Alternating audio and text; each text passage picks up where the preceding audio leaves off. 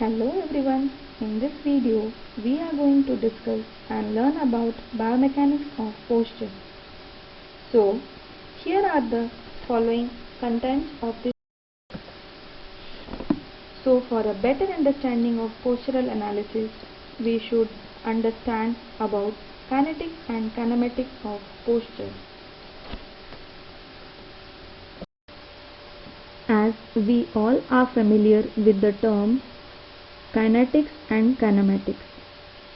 When we talk about kinematics, it is the study, that is the description of motion by distance, time, acceleration. What is kinetics? It is the study of the forces caused by the motion. So, when we say kinetics and forces, there are the following section which examines the effect of both external and internal forces on the body in the standing posture. Here are the following forces: internal and external, inertia, gravity, ground reaction forces. In internal forces, those are the muscle activity, passive tension in ligaments, tendons, and so on. When comes to the inertial forces, it is considered in the postural analysis for all dynamic posture, example walking, running, jogging, and so on, for better understanding. Moving on to the next slide. Ground reaction forces is the force exerted by the ground on a body in contact with it. Vector that represents it is the ground reaction force vector. It is the resultant force that represents both magnitude and direction of the loading applied on the body. So, what is coincident action line?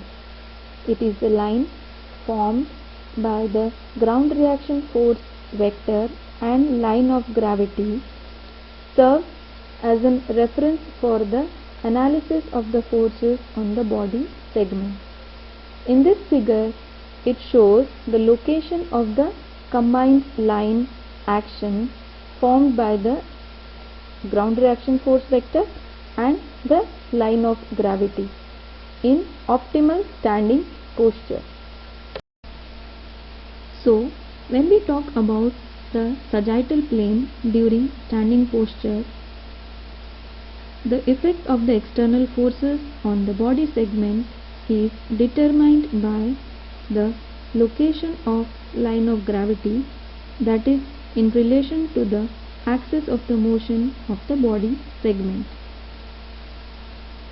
When there is an increase in the distance between the line of gravity and joint axis, then the magnitude of the gravitational moment of force also increases.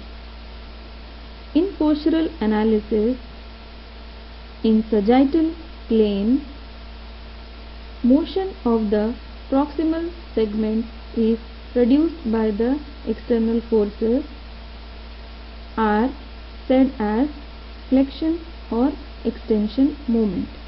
That is also shown in the figure 2 in the next slide. So, as discussed in the previous slide, this figure shows the ankle joint axis.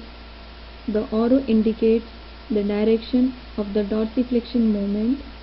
The dotted line indicates the direction in which the tibia would move if the dorsiflexion moment were unopposed. It says that if the line of gravity passes anterior to the ankle joint axis, the external gravitational moment will tend to rotate the tibia. That is what the proximal segment to the ankle joint will move in the anterior direction. So when we talk about the optimal posture, in optimal standing posture, the line of gravity passes very close to the joint axis. but mostly not through the joint axis. Therefore, the external gravitational moments are relatively smaller and can be balanced by internal moments. Those internal moments are passive capsular and ligamentous tension, passive muscle tension, and muscle activity, that is at very lesser amount. However, deviations from an optimal standing posture causes excessive strain in passive structures and require high levels of muscle activity. So it is very important to be identified and some remedial action to be taken to cure all such deviations. So when it comes to the analysis of posture in sagittal plane, we have observational analysis, and that is done by locating the body segments in relation to LOG, line of gravity.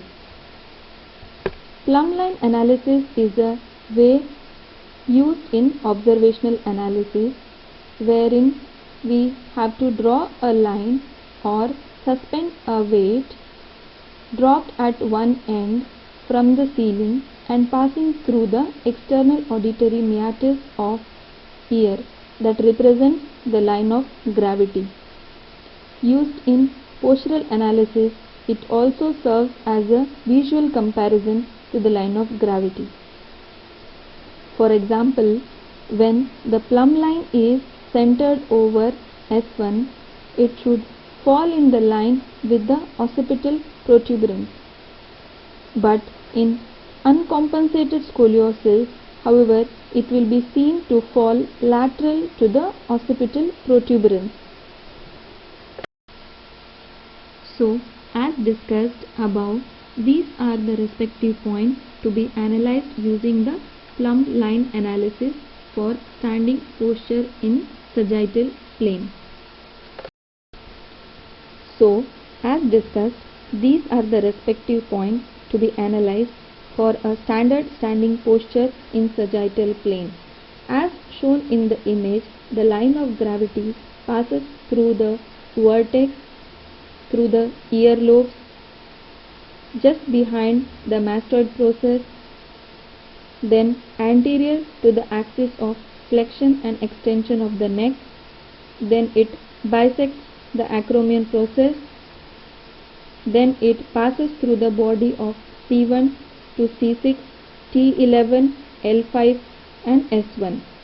Then the line of gravity passes behind the axis of hip joint, then it passes through the anterior to the knee joint axis, then it passes anterior to the lateral malleolus.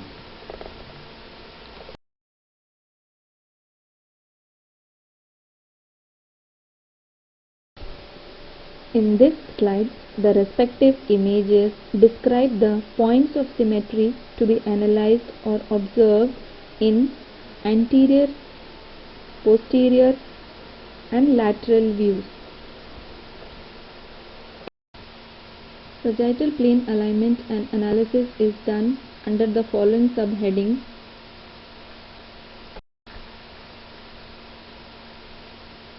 This table shows the alignment of body segments in sagittal plane. Then comes the postural deviations in standing position. Deviation from optimal alignment in sagittal plane under head and neck. The first deviation to be discussed is forward head or forward neck posture, where we have an increased flexion of the lower cervical and upper thoracic region, an increased extension of the occiput on the upper cervical vertebrae, also said as protrusion of mandible. The second postural deviation in reference to neck is the flat neck posture. Under that, we can observe is the decreased cervical lordosis, increased flexion of the occiput on the attalus, retraction of the mandibles. It is also called as military posture. Thank you for listening this video. Hope this video helps in clearing the concept behind the kinetics and kinematics of posture and helps in the analysis of the posture deviations.